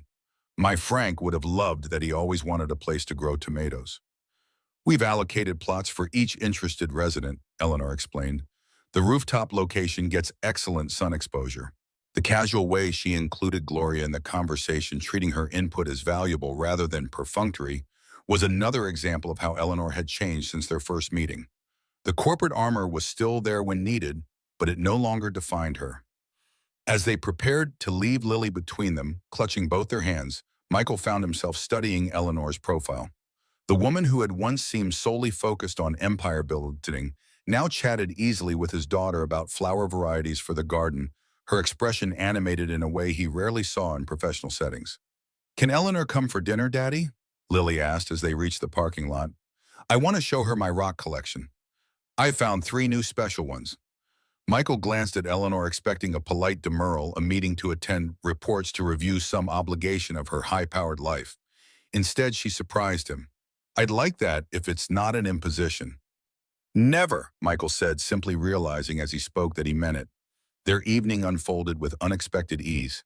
Take-out Chinese food on Michael's small balcony, Lily's earnest presentation of rocks, with elaborate backstories, conversation that flowed naturally from work to more personal topics. Eleanor fit into their modest apartment and simple routines as if she belonged there, her usual intensity mellowed, but not diminished. After Lily went to bed, they sat with coffee, the nighttime city spread before them, Grand Tower visible in the distance. How bad is it? Michael asked quietly. The board meeting about the foundation issues. Eleanor sighed, setting down her cup. They want to scale back the Riverside renovations. Reduce costs to offset the Grand Tower expenses. And you said that Riverside proceeds as planned, non-negotiable. Eleanor's tone held the steel that had built her company. We'll find the money elsewhere. Michael studied her in the dim light. Why is this project so important to you, really? Eleanor was silent for a long moment, gathering thoughts rarely articulated. When I started Palmer Holdings, I had this vision of creating spaces that improved lives, buildings that weren't just profitable but meaningful. Somewhere along the way, particularly after the divorce, that vision narrowed to proving I could succeed on traditional metrics. She looked toward Grand Tower, its skeletal outline illuminated against the night sky. Riverside is a return to that original vision, a chance to build something that matters beyond the bottom line. Her candor touched something in Michael. And Richard's sabotage is being handled, Eleanor assured him, though tension tightened her features. We've traced the substandard materials to a supplier with connections to Westland. It's not enough for legal action yet, but we're building a case. Michael reached across the small table, covering her hand with his. You don't have to fight this alone, you know. Eleanor looked at their joined hands, then met his gaze with unexpected vulnerability. I've been fighting alone for so long, I'm not sure I remember how to do it any other way. Maybe it's time to learn, Michael suggested softly. The moment balanced on a knife's edge of possibility. Then Eleanor's phone shattered the silence with an urgent ring. She checked the screen, her expression immediately shifting to alarm. I have to take this. It's security at Grand Tower. The call was brief, but clearly disturbing. When she hung up, Eleanor was already gathering her things, CEO mask firmly back in place. There's been a break-in at the site, she explained tersely. The new foundation materials have been compromised. I need to go. Michael stood. I'm coming with you. Michael, this isn't your problem. It became my problem the moment it started affecting you, he interrupted quietly. Let me call Gloria to stay with Lily. We'll take my truck. Something in his tone, not asking permission but stating intention, seemed to penetrate Eleanor's crisis mode. She nodded once, a silent acknowledgement that perhaps she didn't have to handle everything alone after all. The Grand Tower site was awash in harsh security lights and police activity. Yellow tape cordoned off areas and forensics teams worked methodically among the foundation structures. Eleanor moved through the chaos with focused efficiency, conferring with security personnel and site managers.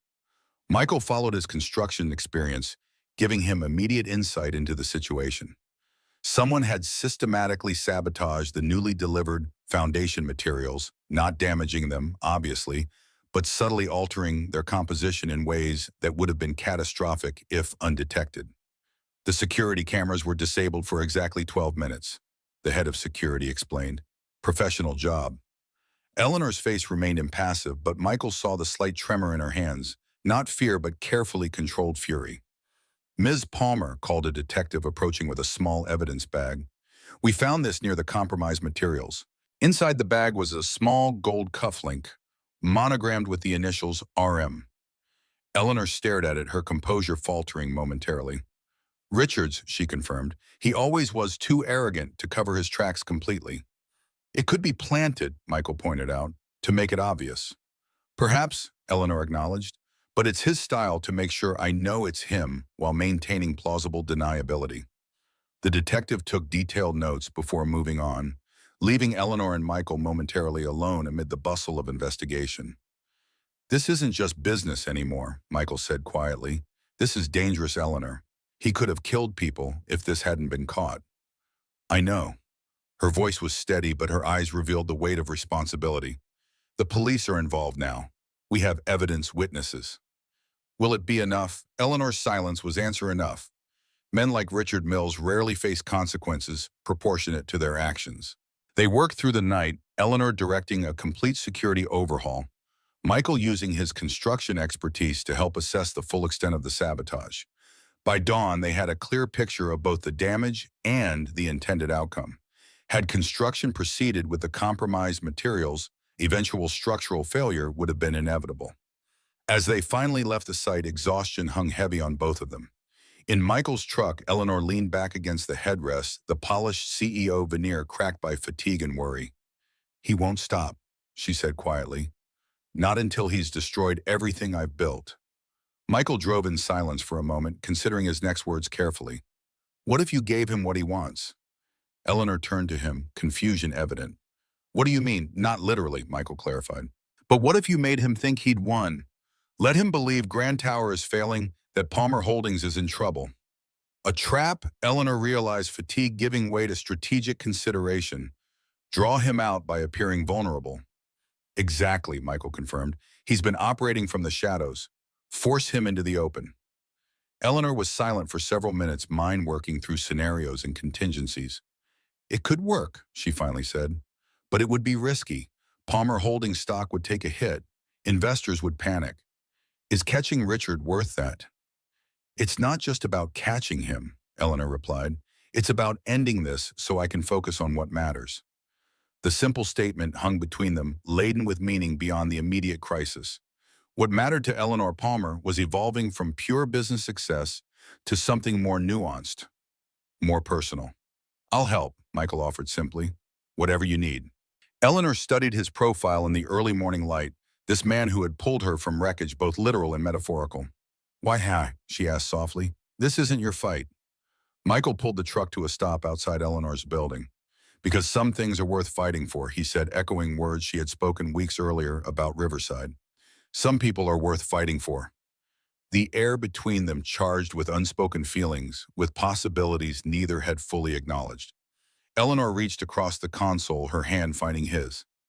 Thank you, she said, the simple words carrying a depth of meaning beyond their syllables. As she exited the truck, Eleanor paused. Michael, bring Lily to my place for dinner tomorrow. I think we all need something normal after this. Normal. Such a simple concept, yet one that had been absent from Eleanor's life for longer than she cared to admit. The realization that she now associated normalcy with Michael and Lily was both surprising and somehow inevitable. Eleanor's penthouse reflected her traditional aesthetic, elegant, minimal, tastefully expensive. Yet subtle changes had appeared in recent months. A child's drawing hung framed beside a modern art piece. A bookshelf contained architectural volumes that weren't merely decorative, but showed signs of regular use. A throw blanket added a touch of casual comfort to the precisely arranged living room. Tonight, the formal dining table had been abandoned in favor of the kitchen island, where Eleanor arranged takeout containers with more attention than such casual fare typically warranted. "Are you nervous?" Carolyn asked, amused by her friend's uncharacteristic fussing. The great Eleanor Palmer anxious about dinner with a construction worker and his daughter. "He's not just a construction worker," Eleanor corrected automatically. "And yes, perhaps I am a bit concerned about the evening going well." Carolyn's expression softened. "I haven't seen you like this in years, Elle. Not since before Richard." "Like what?" Eleanor busied herself with wine glasses, avoiding her friend's knowing gaze. "Happy," Carolyn said simply. "Despite everything with the Grand Tower and the board and Richard's sabotage, you are happy when you talk about Michael and Lily." Before Eleanor could formulate a response that balanced honesty with her instinctive privacy, the doorbell rang. She smoothed her casual sweater deliberately chosen over her usual evening attire and went to answer. Michael stood in the hallway, Lily beside him clutching a small gift bag. Both had clearly made an effort, Michael in a button-down shirt rather than his usual t-shirt, Lily with a ribbon in her neatly brushed hair. "We brought dessert," Lily announced, holding up the bag. "Daddy said it's polite to bring something when you're invited to dinner." "That's very thoughtful," Eleanor said, kneeling to accept the gift. "Would you like to see where it goes in the kitchen?" As Lily bounded ahead, Michael and Eleanor shared a moment of quiet understanding, an acknowledgement of the unusual circumstances that had brought them to this point and the increasingly undeniable connection developing between them.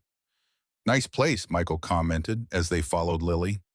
"Though I notice a few changes since I was here last." Eleanor smiled slightly. "Growth and adaptation, as you once put it." The evening unfolded with surprising ease. Caroline initially reserved warmed to Michael's quiet intelligence and Lily's infectious enthusiasm. Conversation flowed naturally from safe topics to more personal ones, punctuated by Lily's delightful non-sequiturs. Later, after Lily had fallen asleep on Eleanor's sofa and Caroline had departed, Michael and Eleanor stood on her balcony. The city lights spread below them like earthbound stars. "Your plan to trap Richard," Michael began. "Have you decided?" Eleanor nodded. "We leak information about financial troubles at Palmer Holdings, spread rumors about Grand Tower being behind schedule and over budget, not entirely untrue, Quito, thanks to his sabotage. Make it appear that the board is losing confidence in my leadership. And when he makes his move, we'll be ready," Eleanor assured him. "Carolyn has prepared legal documentation of every suspicious incident. The police are monitoring all Palmer Holdings properties, and I've spoken confidentially with key board members who understand what we're doing." Michael studied her profile, impressed by her strategic mind, but concerned about the personal toll.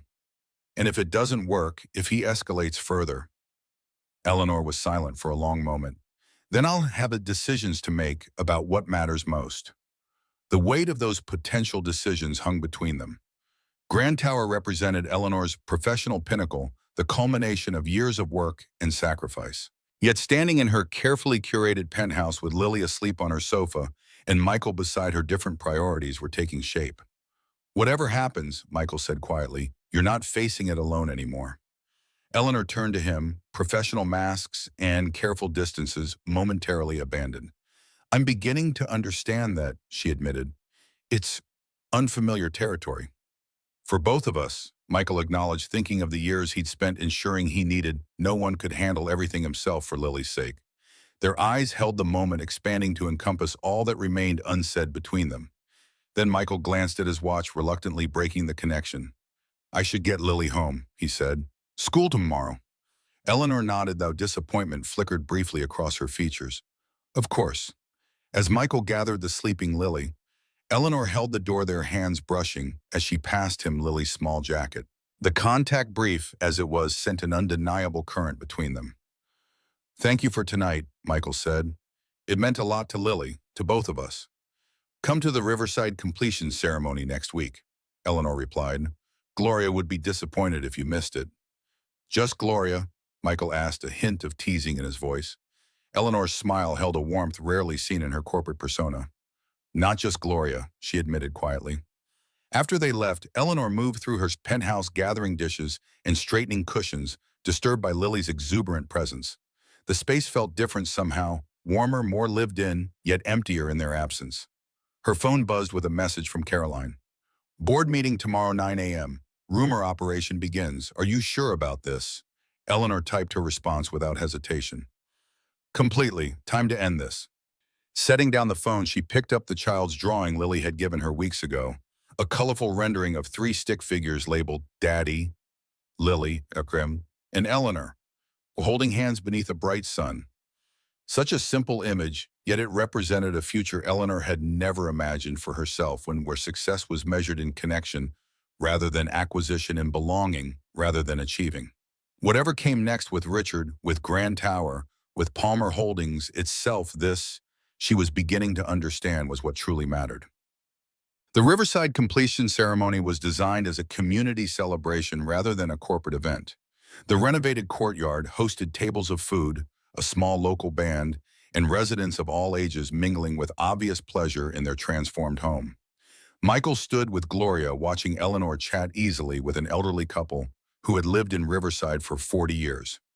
Gone was the formal CEO attire, replaced by casual elegance that allowed her to move comfortably among the residents without creating distance. She's done good here, Gloria admitted, surveying the improvements with approval. Never thought I'd say that about a developer, but credit where it's due. She fought for this project, Michael confirmed, even when the board wanted to cut funding after the Grand Tower issues. Gloria's shrewd eyes missed nothing. And she's fighting for you and Lily too, isn't she? Before Michael could respond, Lily ran up, face painted with a butterfly design. Daddy, Eleanor said we can plant sunflowers in the community garden, really tall ones. Did she now? Michael smiled at his daughter's excitement.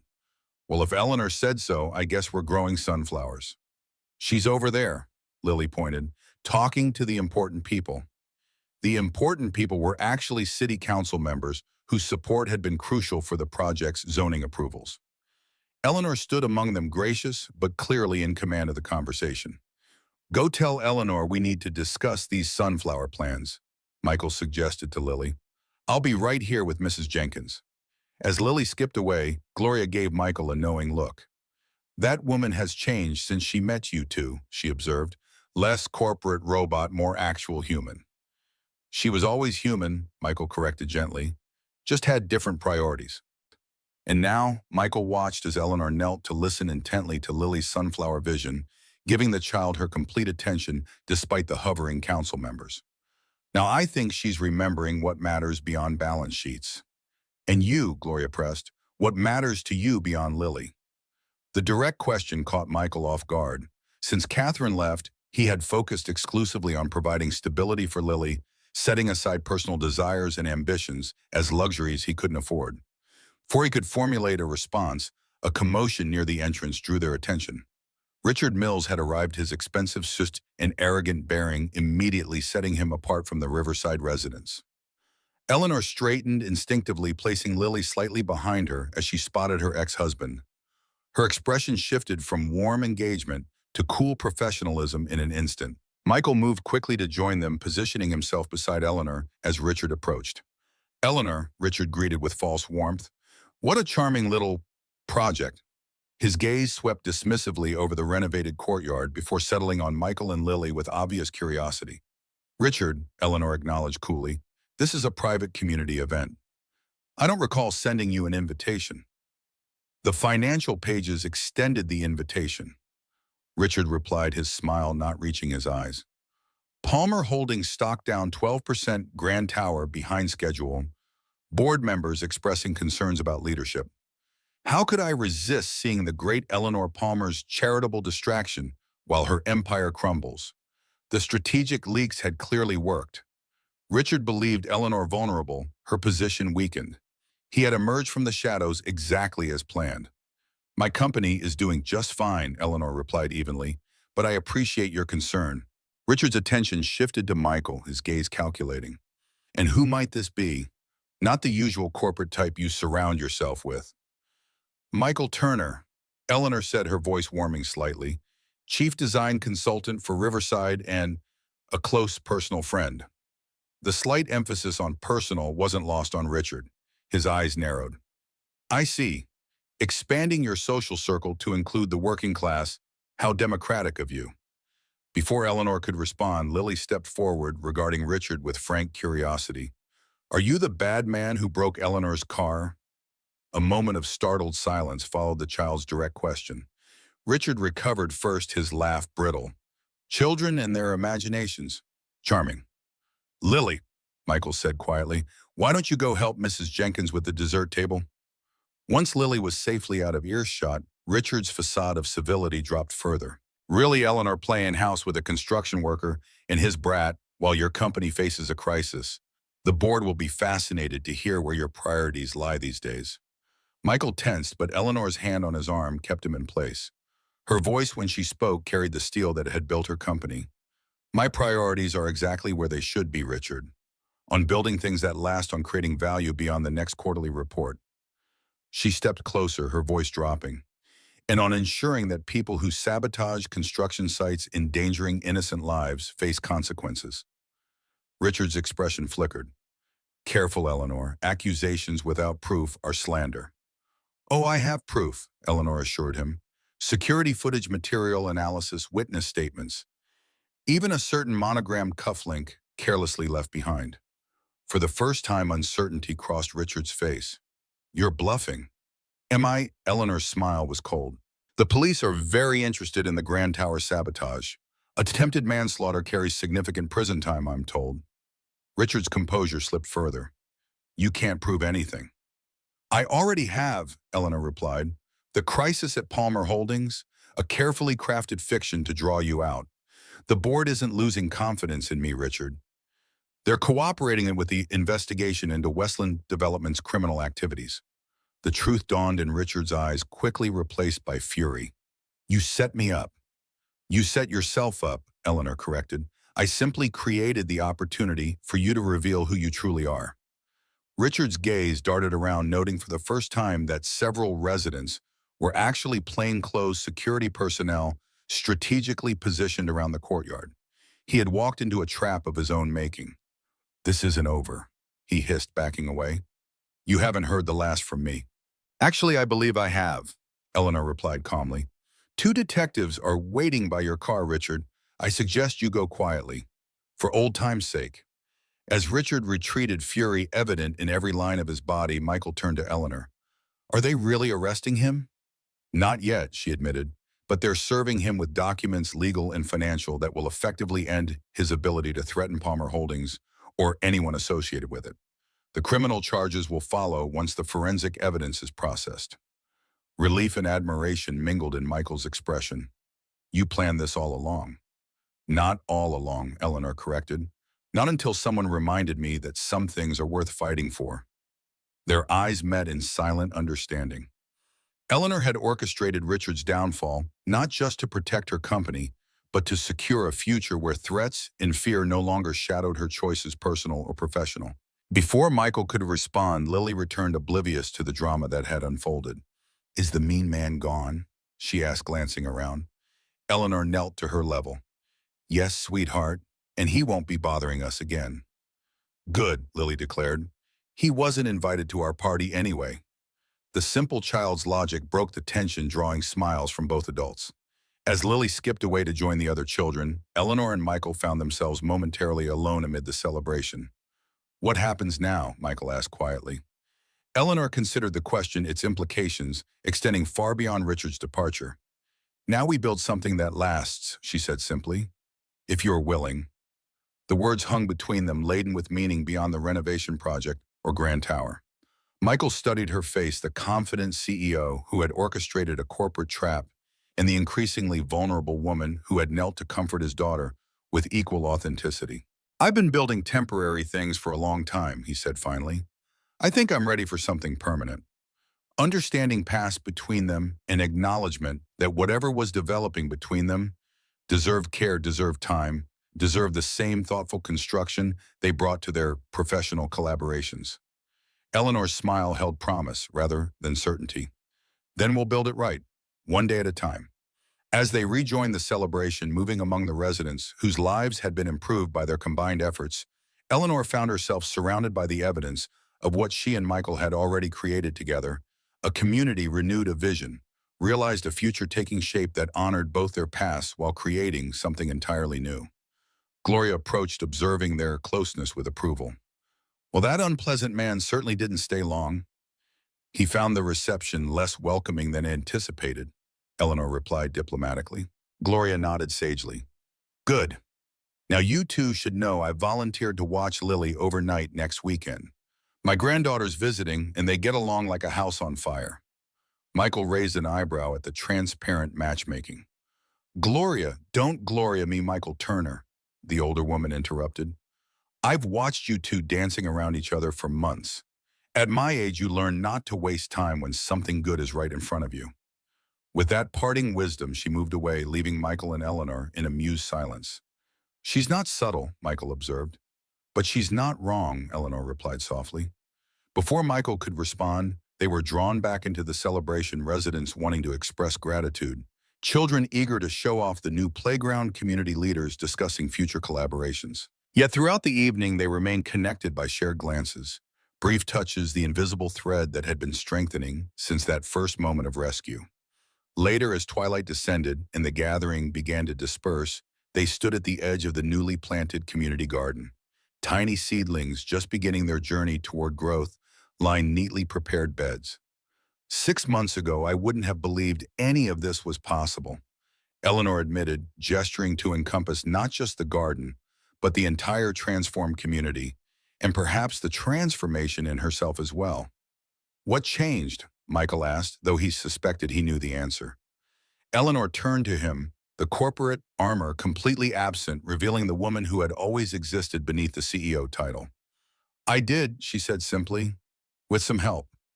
Michael's hand found hers, their fingers intertwining naturally.